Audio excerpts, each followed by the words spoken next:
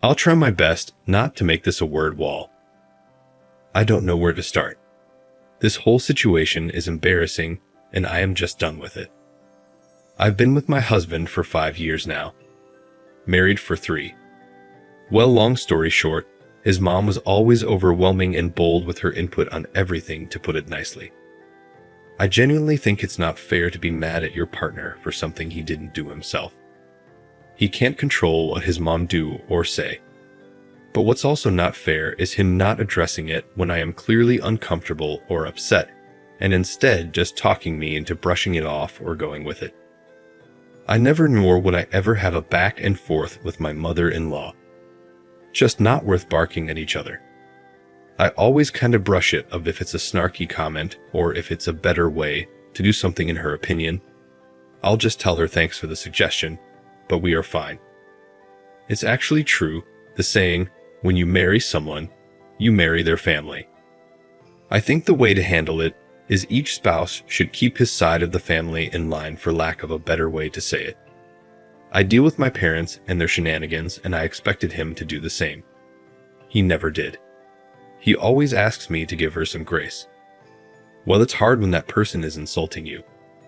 For a while now, she has been making comments about how my son doesn't look like my husband when he was a toddler. Basically accusing me of sleeping around. This, rightfully so, upset me. Sorry, my genes are strong, what do I tell you? I was short with my husband because he didn't address how out of pocket and disrespectful this whole thing is. It has been a week since my husband, well, soon-to-be ex-husband, told me that he would be doing a paternity DNA test. Not because he thinks that it's not his son, but to shut his mom up. Yes, exactly what I read. I don't know which one is worse, him accusing me of cheating or this shit. But all I know is this is audacious. I didn't cheat, and I am not concerned one bit about the test results. I wasn't going to stop him from taking a DNA test or whatever, but I just know I don't want to deal with this any longer. I am looking for an apartment, and I talked to a landlord the day after he brought this DNA test thing up, and I've been acting more than normal since. We'll be getting the results in 2 days. I can't wait. He will be also getting divorce papers with that too. I know for a fact he won't see it coming. I try my best to make this whole thing work and manage my relationship with my mother-in-law as gracefully as possible. But thinking about it, it's not just my mother-in-law that's the problem, but how he is handling things is also a problem. And side note, I've never been more glad that I didn't leave my job when I got married. He makes more than enough to take care of the financial side of things. I thought I would get bored. I only have to be on site 2 days per week. Also, I really love my job and the company, so I didn't leave. Best decision I ever made. He is unreliable, to say the least. I know that divorce can be hard on kids, but I experienced the other side. Living with 2 parents that hated each other and violently fought almost all the time is as hard, maybe even harder. They thought that staying together would be good for me and my siblings. Newsflash, it wasn't. It was traumatizing, to say the least. I don't remember. I either read somewhere or maybe my therapist told me that when you fight with your spouse, you shouldn't see it as me vs you. But more like, me and you was the particular situation or problem on hand and try to figure it out. But it's really hard to do so when you start hating that person. I don't want my son to live like that because I tell one thing, I just can't stand my husband anymore. I don't know if this is a weird way of saying it, but I just don't respect him anymore, if that makes sense. I just see an unreliable man, and I know for a fact that our fights won't be the same as before. I would have said what a waste of 5 years, but I have a sweet and smart gremlin now, and having a child really pushes you to be better and to do better, so I can't complain. Update. The day he was supposed to receive the results, I called my father-in-law and invited them to come over that evening. He was working when he got the results. He sent them to me and told me he would talk to his mother to finally put this to rest. I informed him that I had already invited them for this evening, and I am just waiting for my apology before I leave. I asked that he come home so we can talk before they come over. He called, and I basically told him that this is not working for me anymore. I've already talked to an attorney, filed for divorce, and it might be more expensive than a paternity test, but it would be more effective making his mother happy. And no, I don't care that he was working when I told him. I don't think he would have either. He left work and came home. Long story short, we had a spectacular fight. He said that I am not thinking about my son, and I am overreacting because it's not like he went behind my back. And if he knew that I was this upset, he wouldn't have done it. But he knew. We fought about it when he brought it up. He just didn't care.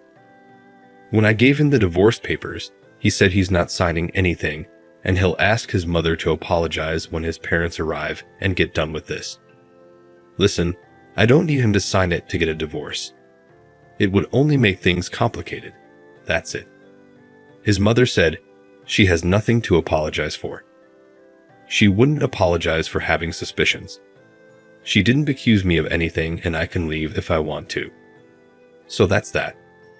I did leave that night because I wasn't going to get an apology, and he didn't seem to understand that him reinforcing that it's okay for her to meddle is why I want a divorce in the first place. He eventually told his parents he'll be coming over from time to time to check up on them. He is their only child, and not to bother coming over anymore until she apologizes. She wasn't amused. She told me I am taking her son away, and some would take my son too.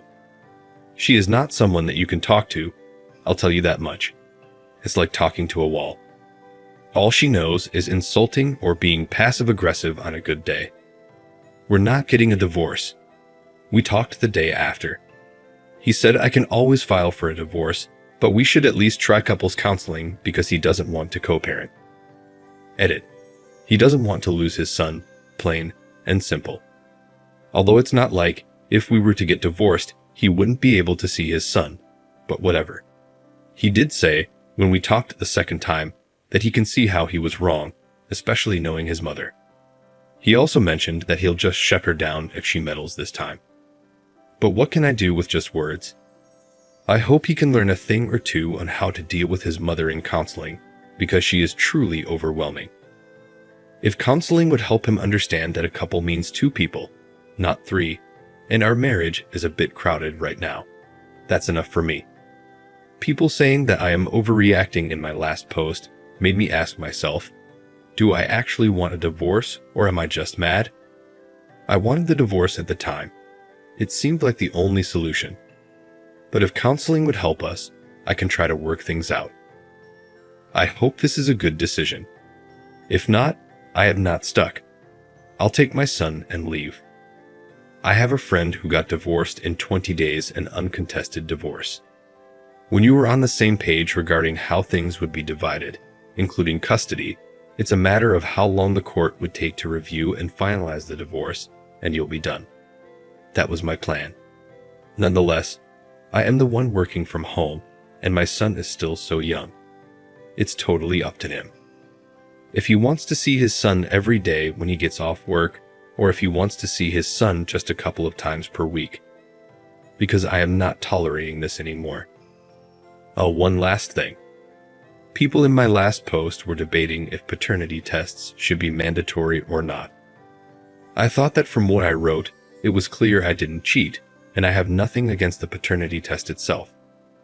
It should be obvious to everyone that it's not fair for the child nor the man to be tricked into living a lie. If he was the one who had suspicions, that's a big deal.